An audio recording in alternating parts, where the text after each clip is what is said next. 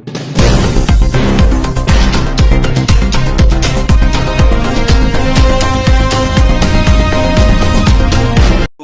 में आज़ादी के दिन, यानी जिस दिन अंग्रेज़ों से छुटकारा मिला, देश आज़ाद हुआ, गुलामी की जंजीर हाथ से छूट गई, उसी दिन आप ये फरमान ला रहे हो कि स्लॉटर हाउस कोई स्लॉटरिंग नहीं होगी, जानवर नहीं कटेंगे। मतलब हमारी आज़ादी पे अंग्रेज़ों ने दावा बोला था और आप भी ये कर रहे हैं। गोश्त नहीं कटेगा, जो छोटे छोटे होटल हैं वो बंद रहेंगे, इसका मतलब है गोश्त पकेगा नहीं। जो छोटे छोटे लोग बेचारे सड़क पर कहीं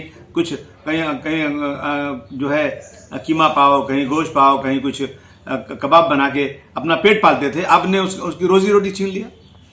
मनमानी कुछ करना, अब ये कोई तरीका है? ये क्या, कौन क्या खाएगा, क्या कैसे रहेगा, क्या पहनेगा, ये सब सरकारें तय करेंगी। अब देश की इकोनॉमिक हालत बर्बाद हो रही है, कर्जदार होते जा रहे हैं, और ये लोग लगे हिंदू मुस्लिम करने में।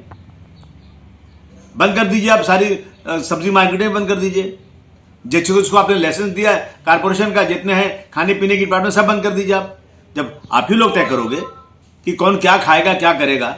जब जैन भाइयों का त्यौहार आएगा तो उस दिन भी दुकानें बंद करा दीजिए मुसलमानों की, गोश्त नहीं कटेगा, गोश्त नहीं बिकेगा। ये जो हो रहा है ना, ये सही नहीं हो रहा है। ये आप जो है चाहे दलितों से, आप दलित भाइयों से आप जाके स्टेटमेंट लीजिए, चाहे आप दूसरे धर्म के लोगों से स्टेटमेंट लीजिए। मैं नहीं समझता कोई भी खुश होगा इस बात के ऊपर। और ये सरकार मनमानी कर रही है। मैं इस चीज की खुली निंदा करता हूं, और ये नफरत का काम जो है ना वो बंद कीजिए आप।